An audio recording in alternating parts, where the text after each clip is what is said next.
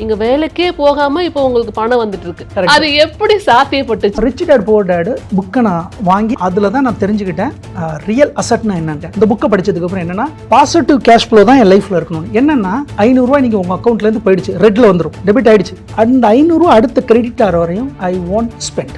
அந்த சபதத்தை நான் எடுத்து. We have 3 houses now. 2 houses இருந்து இப்போ income that's around 15,000 rental, that's all coming. A gold, a stock, mutual fund and corporate bonds. Monthly 2 lakhs and my income.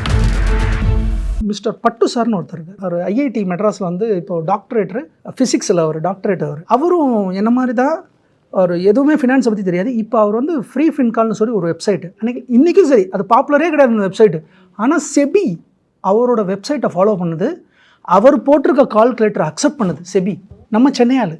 அப்போ நான் 2017 அந்த வெப்சைட்டை நான் படிக்க ஆரம்பிக்கிறேன், ஃப்ரீ ஃபின்காலை படிக்க ஆரம்பிக்கும். என்னடா சென்னை மனுஷன் ஒரு ஆள் ஏதோ பேசுகிறானே, யூடியூப்பில் அவரோட வீடியோஸ்லாம் இருக்குது பார்க்குறேன். அப்படி சீரியஸாக அவர் சொல்லும் போது படிக்கும்போது தான் அந்த காம்பவுண்டிங் இன்ட்ரெஸ்ட், த 8th வேர்ல்டு ஒண்டர், காம்பவுண்டிங் இன்ட்ரெஸ்ட்னா என்னன்னு நான் அப்போ தான் புரிஞ்சுக்கிட்டேன். அதுக்கப்புறம் ரிச் டாட் புவர் டாட் புக்கை நான் வாங்கி அதுவும் நான் தமிழில் தான் வாங்கினேன். ஏன்னா எனக்கு இங்கிலீஷ் அவ்வளோவா படிக்க தெரியாதுங்கிறனால நான் தமிழில் வாங்கினேன். தமிழில் போய்ட்டு எங்கெங்கேயோ தேடி கண்டுபிடிச்சி ரிச் டாட் புவர் டாட் புக்கை வாங்கினேன். அதில் தான் நான் தெரிஞ்சுக்கிட்டேன் ரியல் அசட்னா என்னென்னு, அதுக்கப்புறம் பாசிட்டிவ் கேஷ் ஃப்ளோன்னு என்னென்னு. இன்னைய வரையும் என் அக்கௌண்ட்டில் அந்த 2017 அப்புறம் எனக்குள்ளே ஒன்று பண்ணிக்கிட்டேன். இந்த புக்கை படித்ததுக்கப்புறம் என்னென்னா பாசிட்டிவ் கேஷ் ஃப்ளோ தான் என் லைஃப்பில் இருக்கணும்னு. என்னென்னா 500 ரூபாய் நீங்கள் உங்கள் அக்கௌண்ட்லேருந்து போயிடுச்சு, ரெட்டில் வந்துடும், டெபிட் ஆகிடுச்சு. அந்த 500 ரூபா அடுத்த கிரெடிட் ஆகிற வரையும் ஐ வாண்ட் ஸ்பெண்ட்.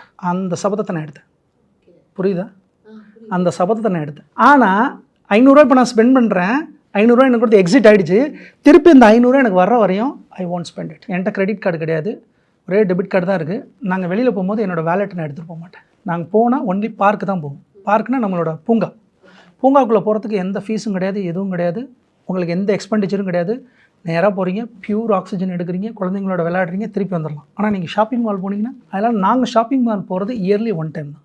நானும் என் மனைவி குழந்தைகள் நாங்கள் போகிறது தீபாவளி பொங்கலுக்கு மட்டும் போவோம், வருஷத்துக்கு ஒரு ட்ரெஸ், அவ்வளோதான். இதெல்லாம் நான் எப்போ ஸ்டார்ட் பண்ணேன்? 2017. ஏன்னா அந்த புக்கை படித்ததுக்கப்புறம் தான்.